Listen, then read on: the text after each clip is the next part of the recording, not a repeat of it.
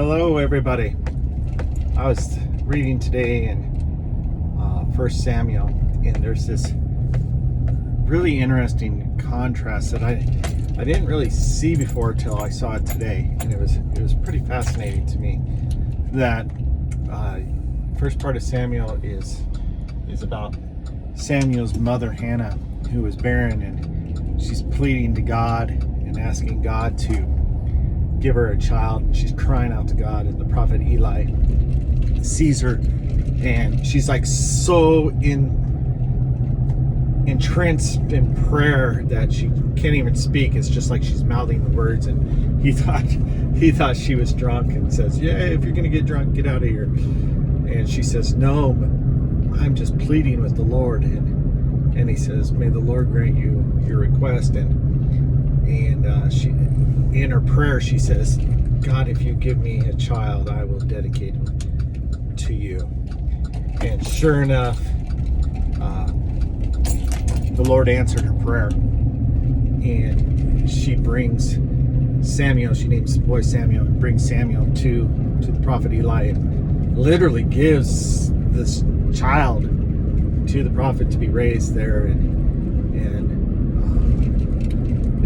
it's really fascinating of this dedication. It's of this child to the Lord. And then later on it says that God blessed Hannah with, I think it was 3 boys and 2 girls, who were like 5 more kids. And I was like, wow, this is the principle of giving, that when we give without knowing if we'll have more to come, but when we give our first fruits to God, God honors that and blesses it. And God, I mean, I'm not talking about giving your kids. Believe me, I don't want your kids coming to church. Well, I want them to come to church, but I don't want to raise them. But when we give without knowing if we're ever going to have enough later, God always honors that.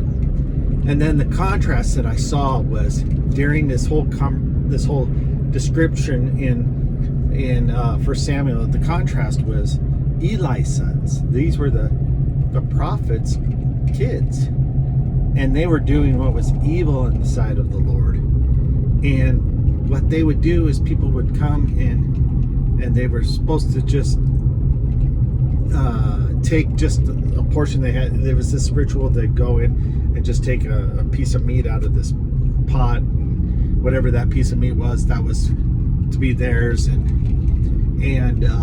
But they were, the Bible says, they were taking the choice meats. They were they were doing simple things, and it says that they were treating contempt the offerings of the Lord. They were treating contempt the offerings of the Lord. And God's wrath came against them. And God's was punished Eli, and his sons are going to die, and all these different things that came about because they were treating the offerings of the Lord with contempt. And here's this contrast. These 2 stories are woven together in the first couple of chapters. And the contrast is that Hannah gave her first, and God blessed that. These boys were taking the best and holding and not honoring the Lord with their offerings, and God cursed that. So I think when it comes to giving in our lives, man, give God the first and the best. And when we give God our first and our best, He honors that and blesses it. But when we treat our offerings with contempt, the handling of our money with contempt, not honoring God, I don't think God's going to bless your life the way it could be blessed. And you're not going to receive the fullness of life that God has intended for you, because, listen, man, you're not honoring God with the first fruits. And when you honor God with the first fruits, watch out, man. He's gonna give you more and more and more. And so let me just encourage you with that, with your offerings and just your life in general. Give God the first and the best in your life in general, whether it be your tithes and offerings or just your life.